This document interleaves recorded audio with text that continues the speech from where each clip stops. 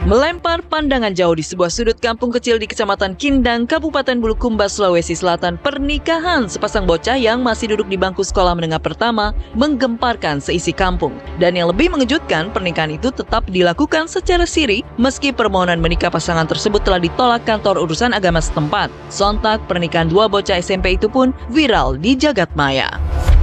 Cukup kaget sih karena udah 2023 masih ada orang tua yang nikahin anaknya buat hal terhindar dari hal yang negatif. Menurut saya sih kurang baik ya.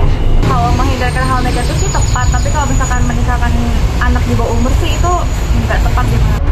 Dari usia pasangan kekasih yang menikah ini masih terhitung di bawah umur. PT, pengantin perempuan masih berusia 15 tahun dan AL, pengantin laki-laki masih berusia 12 tahun. Sudah pasti pernikahan pasangan di bawah umur ini sudah ditentang berbagai kalangan. Bahkan gara-gara pernikahan tersebut, Komisi Perlindungan Anak Indonesia pun akhirnya angkat suara.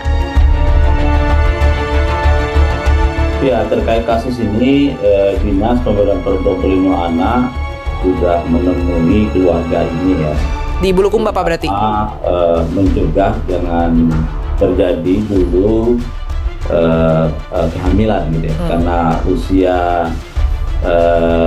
calon ibu ini kan masih usia yang belum mampu atau bisa berpotensi membahayakan terkait kehamilan gitu ya, baik itu potensi terkait kesehatan janin, kemudian kemampuan reproduksi mengandungnya ibu gitu ya, kemudian juga setelah melahirkan tentu akan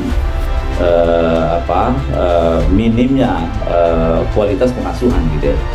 Karena bagaimanapun usia anak ya tetap usia anak, yang dimana dia ada keinginan bermain, bertemu dengan temannya, dan bahkan kita berharap tentu pendidikannya tetap dilakukan.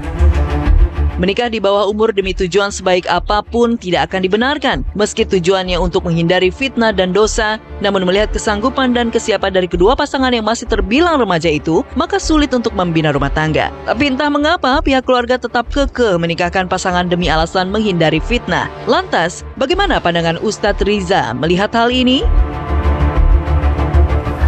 Menikah itu adalah ibadah yang sifatnya ghairu makhdam. Karena menikah itu adalah ibadah, berarti ada aturan mainnya dong. Segala sesuatunya ada aturan yang harus. Kalau kita melihat ada anak SMP usia 14 dan sudah nggak bisa ditahan lagi nih Mbak, hasratnya untuk menikah, lalu bagaimana? Menikah aja. Karena apa? Hal itu untuk menghindari kerusakan dan perzinahan. Nah, mungkin pemerintah kita turut campur dalam undang-undang pernikahan karena apa?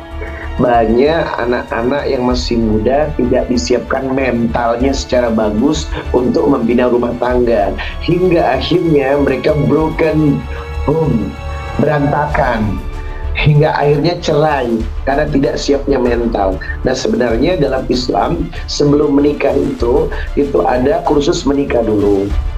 Kursus menikah ini diberikan kepada orang yang sudah menyatakan dirinya, silakan, kalau nggak mau jangan dipaksa. Maka orang tua sekali lagi tidak berhak untuk memaksakan kehendak pernikahan anaknya. Semua diserahkan kepada anaknya karena anaknya yang menjalaninya.